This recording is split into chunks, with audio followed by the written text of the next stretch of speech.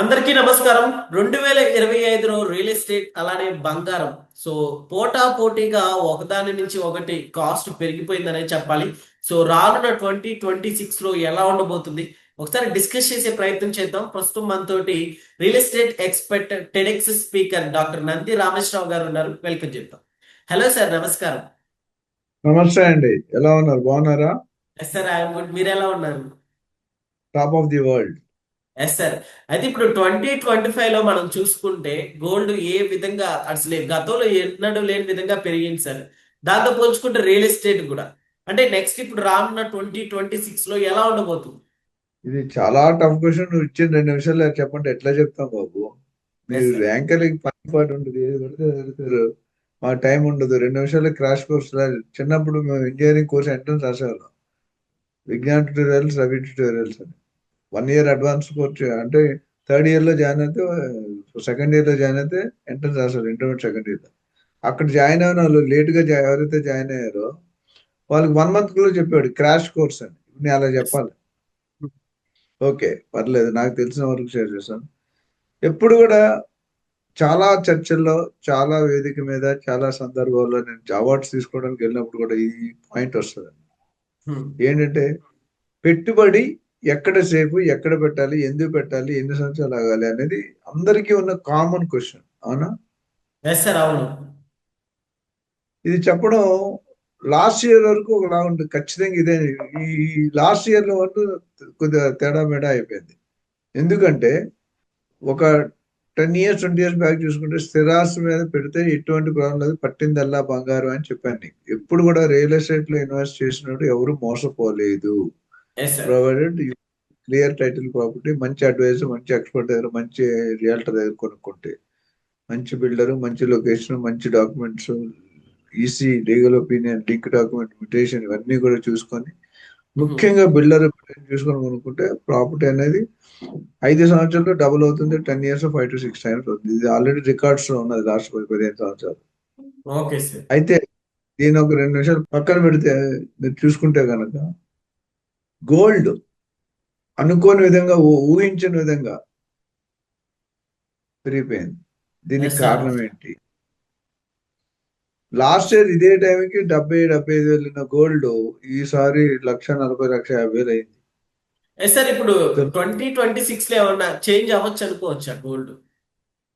Definite గా change అవుతుంది, upward change అవుతుంది. డౌన్వర్డ్ అనేది చాలా తక్కువ ఛాన్స్ ఉంది. ఎందుకంటే గోల్డ్ ని అంత ముందు మీరు గమనిస్తే కనుక ఆర్నమెంట్స్ కోసం కొనుక్కునేవారు. ఎస్ సార్, అవును. నక్లెస్, గాజులు, ముక్కు పుల్లలు, ఇవన్నీ ఏవైతే రకరకాల ఐటమ్స్. ఇప్పుడు గోల్డ్ ని ఇన్వెస్ట్మెంట్ రూపంలో చూస్తున్నారు. అది అవును. వేరు, ఇది వేరు. దానికి దీనికి నక్కకి నాగలోకి అనుకున్నంత తేడా ఉంది. ఆసమాన్ జమీన్ ఫరక్ అంటారు హిందీలో. హిందీ అది అర్థమవుతుంది కాబట్టి. ఎందుకంటే స్టాక్ మార్కెట్ అనేది కొద్దిగా హైలీ వాలటైల్ ఉంది. ఎప్పుడేం జరుగుతుందో ఎవరు తెలియట్లేదు.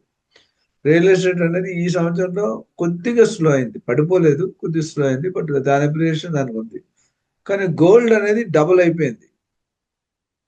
సిల్వర్ సిల్వర్ గోల్డ్ అనేది మీరు 1993లో 4,500 తులం బంగారం 24 క్యారెట్లు ఉండేది.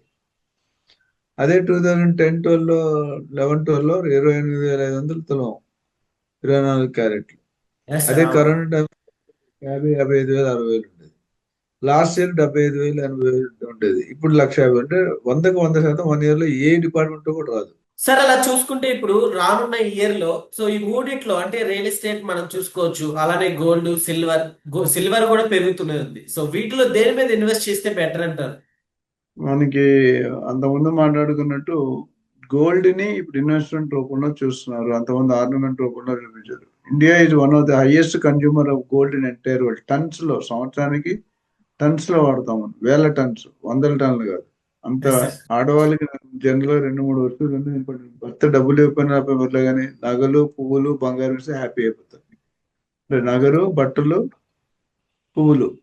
Yes sir. ఎందుకన్నానంటే ఈ బంగారం రానున్న రోజుల్లో డెఫినెట్ గా తగ్గుతుంది, కానీ పెద్దగా తగ్గగా పెరిగే సూచనలు ఎక్కువ ఉన్నాయి. ఎందుకంటే గత 1 ఇయర్ లో డబుల్ అయిపోయింది.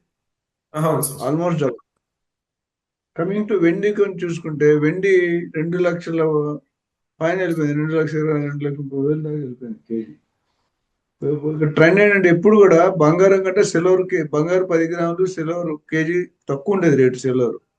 ఇప్పుడు అమ్మోంగా బంగారాన్ని ఎక్కడో తోసేసి పైకి వెళ్ళిపోయింది, పరిగెట్టుకుంటూ ఆకాశం అంత ఎత్తుకి వెళ్ళిపోయింది. దీనికి కారణం అంటే అంతమంది వెండి సామాన్లు అనేది పూజ సామాన్లకు వాడుకునేవారు. Yes sir. ప్రమిదలు, గంటలు, ప్లేట్లు. ఇప్పుడు ఈవీ వెహికల్స్ వాడుతున్నారు. అందుకని ఎప్పుడైతే కన్జంప్షన్ పెరిగినప్పుడు రేటు పెరుగుతుంది. Where demand is more, supply is less, rate will be high. మనం ఎప్పుడు చెప్పుకుంటాం. Yes sir. Demand is less, supply is more, rate తక్కువ ఉంటుంది. ఇక్కడ demand is more, supply is less.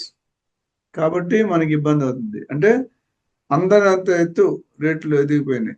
And ఇంకా కూడా పెరుగుతుంది. ఎందుకంటే రానున్న నెలలో పొల్యూషన్ కోసం డీజిల్, పెట్రోల్ వెహికల్స్ బంద్ అయ్యి ఈవీ వెహికల్స్ వస్తాయి. ఆల్రెడీ ఆంధ్రప్రదేశ్ గవర్నమెంట్ లో కొన్ని వందల బస్సులు, ఎన్నో బస్సులు, ఎలక్ట్రిక్ బస్సులు మన రిలీజ్ చేశారు. Yes sir. Both Telangana, entire ఇండియాలో కూడా this consumption of silver is going to be PCB అనే, రేడియోలో కానీ టీవీలో కానీ పీసీబీ అనే ఒక బోర్డు ఉంటుంది, ప్రింటెడ్ సర్క్యూట్ బోర్డు అని. దాని మీద మా రెసిస్టర్స్ కానీ, కెపాసిటర్స్ కానీ, ఐసీస్ కానీ మౌంట్ చేస్తారు. మౌంట్ చేయడానికి సిల్వర్ వాడుతుంది. దానివల్ల రేట్లు పెరుగుతున్నాయి. కమింగ్ టు స్టాక్ మార్కెట్ అనేది హైలీ వాలటైల్. అంటే ఈరోజు ఎంత కుబురుడు అవుతుందో, లేకపోతే రోడ్డు పోతే అంటే కరోడ్పతి నుండి రోడ్డుపతి అవ్వచ్చు, రోడ్డుపతి నుండి కరోడ్పతి అవ్వచ్చు. బంగారంలో ఈ సంవత్సరం పెరిగినంత లైఫ్ హిస్టరీలో ఎక్కడ పెరగలేదు, కానీ ఇది తాత్కాలికమే. సో ఫైనల్ సమ్మరీ ఏంటి, ఎక్కడ పెట్టుకోవాలంటే అన్ని పెట్టుకోవాలి. నా మెయిన్ సజెషన్ షేర్ చేసుకోండి, అన్ని ఒక దాంట్లో పెట్టదు. నీ దగ్గర ₹1,00,00,000 ఉంటే ఓ 30-35% రియల్ ఎస్టేట్ లో పెట్టుకోండి, ఓ 20-25% గోల్డ్ లో పెట్టుకోండి, ఒక 5-10% స్టాక్ మార్కెట్ లో పెట్టండి, ఒక 5-10% pension funds, schemes, gold bonds, sovereign bonds, NSC, PPF, ఇవన్నీ ఇట్లా పెట్టుకుంటే రిస్క్ అనేది క్యాలిక్యులేట్ మిటిగేట్ అవుతుంది. అంటే అన్ని ఒక దాంట్లో పెడితే అయితే పెద్ద అవుతాయి, లేదా మొత్తాన్ని పోతాం. Yes sir. అది నా సజెషన్. అంటే ఎవరైనా అడ్వైజర్, మాలాంటి అడ్వైజర్ తీసుకుని 1-to-1 కూర్చొని మనం ఇన్వెస్ట్మెంట్ అడ్వైజర్ ఇది కూడా ఒక పార్ట్గా పెట్టుకున్నాం.